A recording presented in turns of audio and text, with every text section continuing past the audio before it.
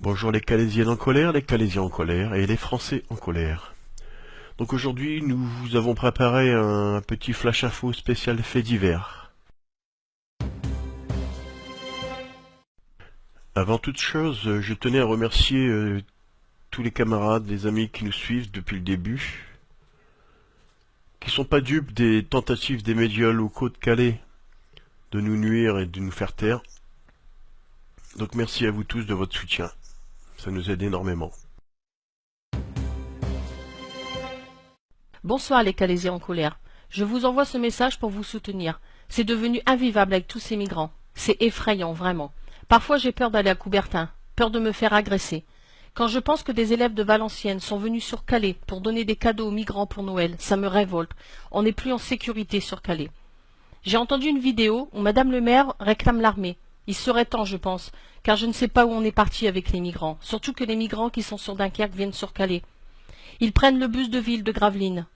Je vous soutiens de tout cœur. Je comprends que c'est invivable. La dernière fois au théâtre, il y en avait une centaine, en train d'attendre après un bus. Ils me regardaient, moi et mon copain, de travers. J'ai une amie qui s'est fait agresser, un matin, par 15 migrants. Ils l'ont tapé, tout ça pour lui prendre son téléphone, et moi-même dans la même journée. Sauf que j'étais avec mon copain, et le migrant, lui, était tout seul. Et vu que nous n'avions pas d'argent sur nous, on a juste eu le temps d'éviter le coup qu'il a mis dans un arrêt de bus. Continuez à vous battre, je vous soutiens. Bonsoir. Pourriez-vous signaler sur votre page que mon beau-père s'est fait agresser cette nuit en sortant de Carrefour à Calais? Un migrant est arrivé seul et lui a demandé une cigarette. Mon beau-père a dit qu'il n'en avait pas. Il s'est enfermé dans sa voiture pour ne pas avoir d'ennui. Le migrant a commencé à taper sur sa voiture. Mon beau-père est sorti. L'homme a voulu le frapper, mais mon beau-père s'est défendu.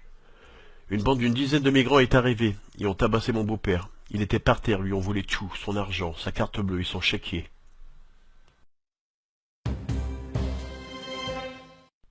Bonjour, mon mari est chasseur. Il m'a raconté qu'avant hier, vers 21h, 21h30, un camion Mercedes blanc a été aux huttes des Passe-Pierre pour installer une tente. Ils étaient 3 no-borders. Ils étaient venus mettre leur tente carrément au milieu des huttes. Les chasseurs qui étaient présents se sont tous rassemblés. Ils étaient une vingtaine. Un des gardes présents a appelé la police qui n'a pas traîné à arriver et a dû demander aux chasseurs de ne surtout pas les toucher car les chasseurs auraient certainement eu des problèmes. La police est venue et les a fait partir. Mais la chasse ferme bientôt, en février. J'espère que les no-borders et les migrants ne viendront pas s'installer au Passe-Pierre, car je ne pense pas que les chasseurs les laisseront faire. Ils se sont déjà fait prendre la zone Gomez par les migrants. Ils n'auront pas les huttes. Connaissant les chasseurs, ils ne vont pas les laisser faire. Voilà. Je vous souhaite bon courage. Merci à vous pour tout ce que vous faites. Bonne journée. Bonjour. Ce mercredi, je me rends au Lidl de Coquel. Je suis le dernier client. Je sors, le caddie plein, accompagné pour une fois par le vigile. Je comprends vite pourquoi. Derrière la porte de sortie se trouvent 3 migrants. Ils ne font pas mine de bouger ni de vouloir entrer dans le magasin. Ils attendent, patiemment, là. Arrive un véhicule de gendarmerie. Les migrants déguerpissent, pas affolés et pas troublés. Les gendarmes restent avec moi jusqu'à ce que je sois en voiture.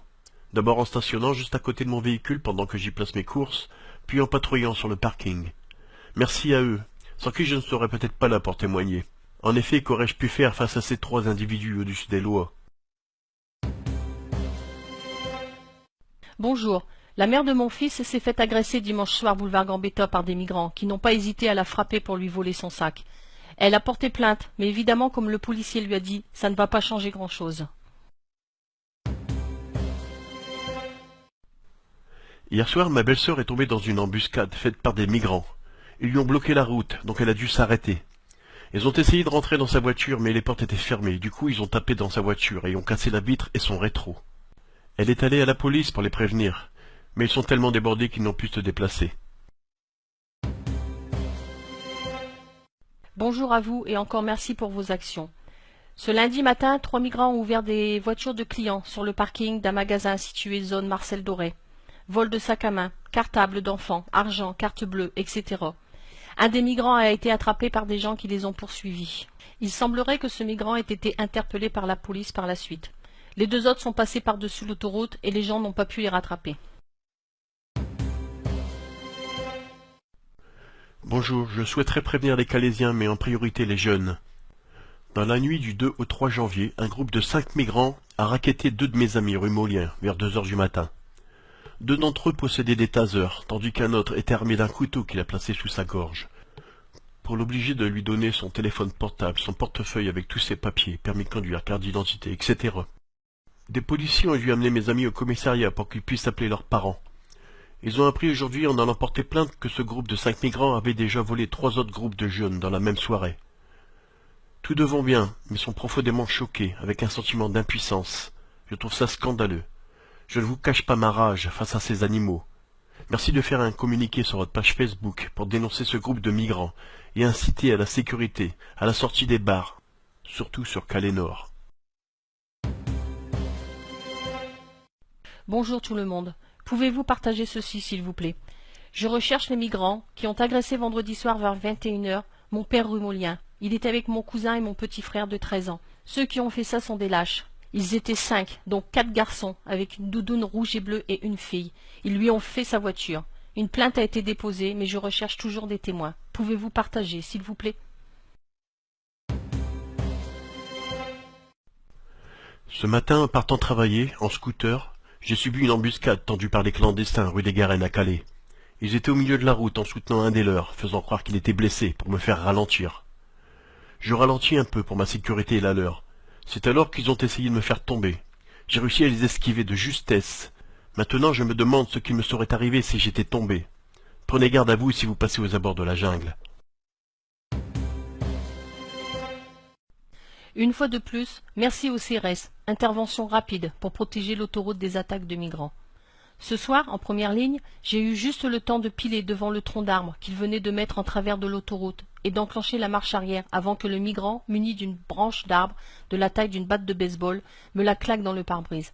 Et pendant que d'autres lançaient des pierres, et là une trentaine de migrants commencent à arriver sur les voitures.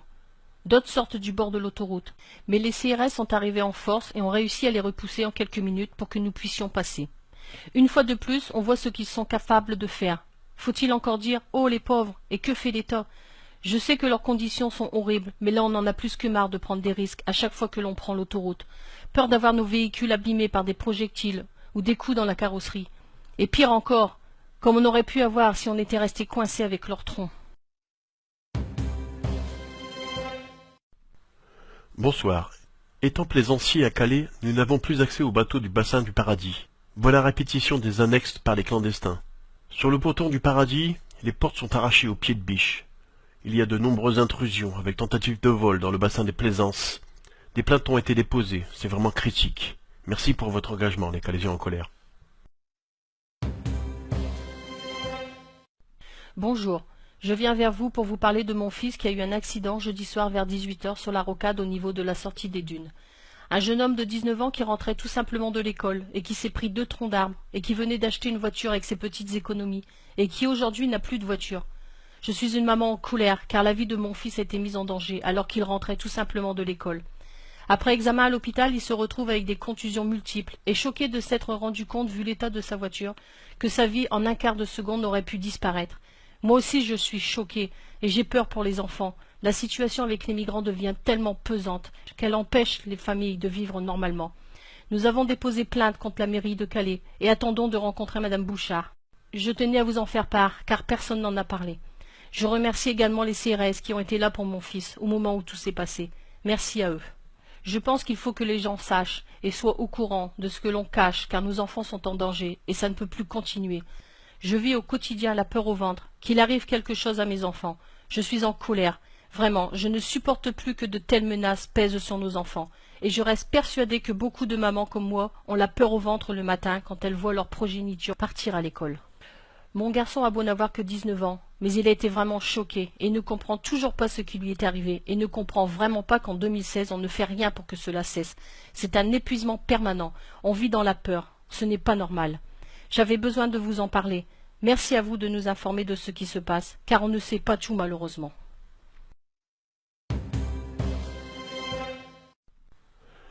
Voilà, ce sera tout pour aujourd'hui. Il nous reste encore une petite vingtaine de faits divers à vous faire écouter. Nous mettons ça en place pour le début de la semaine prochaine.